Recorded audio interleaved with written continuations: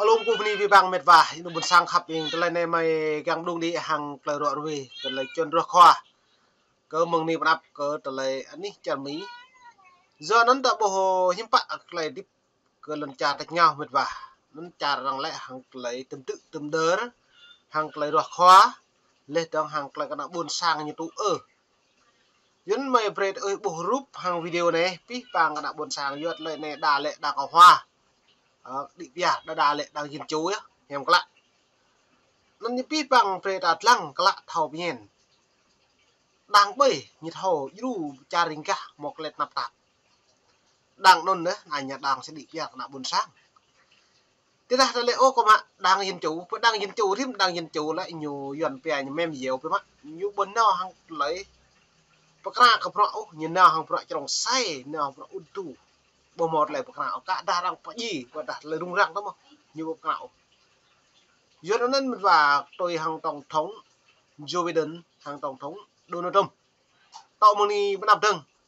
nó nhiều phe là dần phe là đặt câu hỏi như lệ tiếp tục thun tưởng lệ tưởng thà nhớ tưởng sẽ mở rộng của cha Mỹ nó như lệ phải hình là về nó lại hiếm phá bao nhiêu tuổi là quá già để lãnh đạo nước Mỹ cho nên lại này rằng tụi đặt câu hỏi hiếm phát lại bữa đó Joe Biden như nó đi mà bồ đã tổng thống Donald Trump như đi mà xăm cái nhổ đi nó lại cái nòng tua đáng lại đảng cộng hòa với đảng dân chủ nhưng bạn ta buộc về mời về buộc video cất lại lúc đấy mình và cất lại những phép cất lại cho nó kho này chỉ là một con số đó còn là một câu chuyện để bàn cãi. Hãy xem câu trả lời. Tuổi tác không chỉ là một con số, đó còn là một câu chuyện để bàn cãi. Hãy xem câu trả lời gần đây của Tổng thống Joe Biden trước câu hỏi về khả năng của ông trong công việc. Bây giờ giờ nó lại lệ tôi hàng Tổng thống Joe Biden đó lại mang lại bọ mạ hàng thôn thà đã lại lúc nuôi lệ ổ như thà như tôi mạ bọ đã lại trong lại mình cứ nhớ lại cả cái chập lại hàng lu mà có lấy mang Francia đợi dù gọi về để tập năng độ suy cần từ mà nó nhẹ rằng cũng phải bình hàng lại diệt lê nuôi mệt vả xăm nước Mỹ lại nhiều bây giờ thế nào đâu nhiều rồi mà cha khăn ta nhật thả đúng không xăm lại của mình nhiều cái đồ chấp lên mà bọ như đồ tơ lên tầng pi bằng bọ như tụ nhang toạt dù lại nôn lần cha là nhớ chứ tụ dọa cái nhiều lên trong hàng lại bị bia mà lại xịm lé lại chụp chua cha tích chỗ này lên tầng chuyện kem polone politi do mắng hàng lại khoa cái chơi nên ít lăng đứng hàng lại Joe Biden này rồi rồi tôi cảm thấy rất khỏe, không có gì thay đổi, tình trạng của chúng ta rất tốt và do đó bạn biết đấy, tôi mong được tổ chức sinh nhật lần thứ 58. Bỏ qua những lời bông đùa. Thế bây giờ, pi bằng rõ như này tụ họ mát được như rằng vào đức tôi càng cơn sinh nhật trong 58 lên trong hàng ta lấy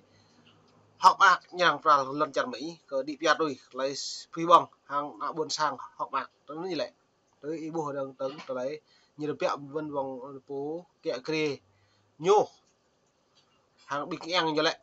hàng tụt bẹo có bùa đã nhiều đoạn về bằng phóng riêng từ nhô mà bọ bằng phô cái nhô lại đoạn về đi như giàu phỏng vấn mật rất mệt vậy ít lăng đâu. Ông Biden đã 80 tuổi, điều đó khiến ông trở thành một trong những nhà lãnh đạo được dân bầu lớn tuổi nhất thế giới. Đối thủ lớn nhất của ông. Giờ đó lại này mò tổng thống Joe Biden này lại như đi đông, giờ lại bị bằng phở mò span lúc thun, nhưng bạn lại đoạn này nó ta gặp rằng hàng tổng thống Donald Trump có lấy lê rõ về có lấy cha Mỹ đang ở hòa hai đại dân chủ được à? Là cựu tổng thống Donald Trump đã 76 tuổi. Và cho đến hết tháng sau, vị trí cao cấp thứ 3 của Mỹ do dân bầu vẫn do bà Nancy Pelosi, 82 tuổi nắm giữ. Mới đây, bà đã tuyên bố sẽ từ chức Chủ tịch Hạ viện. I will not seek re-election. Đúng rồi. Do bà Pelosi nó lại nhiều sớ phố Hạ viện này, chủ tịch như vào Hạ viện Hoa Kỳ nó lại bà Pelosi nhiều kén như lệ từ chức cớ lấy pro mạng. Do những bạn ta lên những nguyên nhân lý do mà hả như cái tổ chức này nó từ chức này những bạn tôi đã bù cha mình này lại như rồi không ở đây mẫu như rồi bị thôn tha lên bình cái chặt lực mình bây giờ tha lại lu hoặc là rung răng này thì như đi đó nhưng bà như đó tha hoặc là cái chấp là mình lên tầng rõ mát lên tầng thao khắp cầm nuôi buôn sang khá đa nhà tha đúng không do kết lại chả mấy như bữa đó bình đầm lên tầng bình lu ông ta nuôi dọn về kêu ngạo nè như mạ hiện tại bình thầu khắp bình thầu lỡ cứu bình thầu như lu đi ra để lu ông ta rằng bộ nào buôn sang nhiều lên nên tapol cái nhiều loại do đến ta ra mấy bây giờ xa đang cộng hòa đang chủ lu đáng xăm đang nó đã hiền mà mổ rim đang nó đang nở ra xăm đang phun như vậy đang dân chủ đang cộng hòa đấy và đang phê phai một con mỏ bây giờ mỏ xăm đang bể đi giạt đang non rầm mạng chạy cây làm chạc phun cho nên vậy đây gặp mỡ lăng từng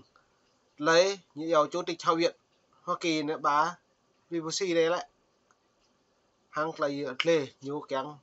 chứ hàng lấy rõ mạng nhiều. Tôi sẽ không tái tranh cử lãnh đạo đảng Dân Chủ trong Quốc hội khóa tới. Đối với tôi, đã đến lúc có một thế hệ mới lãnh đạo. Nó như lệ tôi nhiều lệ nhà tha lệ tạo money bắt có một keng tranh cử hàng bộ lời đồng ta vừa ta có thuần thả lệ tướng như lệ hàng lấy màu nuôi thâu lo ghê lo lên trả lo một lần sửa lo từng hàng chụp lịch rồi cứ lần trả được mấy này cho nên như vậy nhiều càng tuân đoại mở đi đang Dân Chủ tới gặp lăng mũi giết lệ Đạo khối Dân Chủ mà tôi vô cùng tôn trọng và tôi biết ơn vì nhiều người đã sẵn sàng và mong muốn gánh vác trách nhiệm tuyệt vời này. Các nhà sử học cho rằng tuổi tác từ lâu đã được sử dụng như là một điểm yếu. Sẽ nó đã bổ lại vì bằng tuổi tác rằng lệ mà thể hiện đây đã bổ lại một điểm yếu tôi hàng Joe Biden để đã bổ rằng ngoại rụp cỡ bình thông tin báo chí gỡ đi tè rồi pet đã nạch trên vùng mà dựa nó lên nhiều cất lại rim tổng thống Joe Biden lại nhiều nào nhiều pet như nào nhiều mò pet nó cũng nhiều gật nhiều đoạn là nhiều ta lệ phong cách như đoạn là như càng nhiều như năng rồi chăn nhiều lệ trong kẹt chập những bộ phim rồi pet nang hội đã phu bật vừa do nên mà về năng khiếu có Joe Biden đấy nhiều mà bro lệ thằng ta bởi nào công chúng bởi lần làm nuôi buôn sang như bộ cơ trở lấy như một trọ mại nhiều hàng prao thảo cho nên để mở đấng hàng lấy nhiệt lễ polo các đang nghiên cứu này Để tấn công trong nền chính trị cấp cao của Mỹ, một vũ khí được tất cả các bên sử dụng để chất vấn liệu đối thủ có thể đáp ứng được những thách thức của một công việc đòi hỏi cao hay không. Thì các chuyên gia, vấn đề lớn hơn là ảnh hưởng đến các nhà lãnh đạo. Thua bộ đáng này càng lắc như do tranh cãi với tranh chấp tranh cãi lại một cái tưng lại đoạn về hàng play thao nhiệt lệ lại mà pro thao đi PR các đạo buôn sàng tổng thống Donald Trump đang Joe Biden lại kỳ 2023 này lại thao bổ lại đi cái nhiều nên ta cặp lăng 13 nhưng buôn sang cặp yên lớn tuổi đối với tính liên tục trong chính trị. Vấn đề đối với các lãnh đạo bám trụ quá lâu là họ có xu hướng không bồi dưỡng những người kế nhiệm trung niên làm việc hiệu quả. Bởi vì nếu có những người kế nhiệm như thế và họ đang nắm quyền và có quyền lực, họ sẽ thay thế những người đi trước. Vì vậy chúng ta sẽ thấy bước chuyển mạnh. Thế bây giờ do cứ chả mấy lại nhiều pro bay như thôn thà pro bay như cả một tình ạ để đã như rùa dự bình thôn bẹ thôn sẽ đây bẹ bờ đà mê áp lo thốn bờ đà bạc lo thốn bờ đà lau lo thốn là nhiều pro bay bình tươm cả bờ tình ạ như tình ạ do nó nhiều rùa nuôi nạo buồn sàng nhiều bằng quốc hội như lệ nhiều chọn người của mạng như rồi mệt vào cái chặt mỹ cho nên bây giờ như rồi tôi lại khá là cười đó mà Le France như lơ tàng đỉnh trả nữa giàu nhiều mà vợ mà pol lại nhiều có thể chặt bây giờ như chụp lại do nó rằng lượng rằng thau phí gật lời này nó bao nhiêu máu rằng pol phun vợ tập pol biến cọ buồn sang tập pol cái dạ một cuộc hội nhiều thau lời này do nó nhiều rồi vì bằng vợ nhiều trăm cái nhầm mạng xuân thà lên trống lâu xuân thà kêu đây như vậy nhiều giàu lại nhiều mạng vợ hàng lấy ta đi keng hàng lấy pre làm nuôi buồn sang như thầu rồi đây là cặp phốt đơn lại hình từ các lãnh đạo ở độ tuổi 70 sang những người ở độ tuổi 40 trong các đảng phái của chúng ta.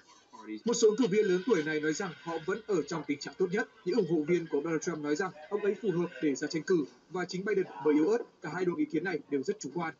Bạn cần sự khôn ngoan của một người lão luyện và vì vậy, mặc dù bạn cần sức trẻ mà ông Donald Trump có, bạn cũng cần sự khôn ngoan, điều ông Donald Trump cũng có. Ông Trump lập luận rằng tuổi tác vẫn làm ý niệm chủ quan. Ông giải thích. Bộ về rồi, pi bằng bọn là hàng đồng sống đường trôm này, hàng tuổi tác chủ quan, hàng lấy toàn xe, lên trong lấy tháo lúc, lên trong hàng lấy trồng cái nằm đồng sống đường trôm này, hàng lấy mọc rọn, hàng lấy đồng chẳng tụ hàng đăng cộng hòa. Nhớ đúng là môn này có bên cái bằng em tới bốn sang khắp những môn mình đúng đi, hàng lấy hình chặt được nhau, cái chân ra môn đi khoa, môn đi đạp từng, ta cặp lăng, hàng lấy hình cặp với môn, thôn đồ báu mà lên trong thôn tua lao hiếm bạn đã buộc cái chàng Mỹ lần trả nhau hiếm bạn đi bia mà đang yên chú ha bây giờ đang cộng hòa kéo tôi mới dự đoán là đấy mong ni gặp nhiều sẽ đi cả đáng cộng hòa đang yên chú vừa đã buộc lùm ta hàng lời một học phát triển đó lên trong lùm ta mới trả một còn xâm nhập của chàng nhiều vừa nên là đã buôn sang suy thoái kinh tế lên trong cả đã buôn sang nhưng mà lời rung răng hàng tờ lấy nhiều giàu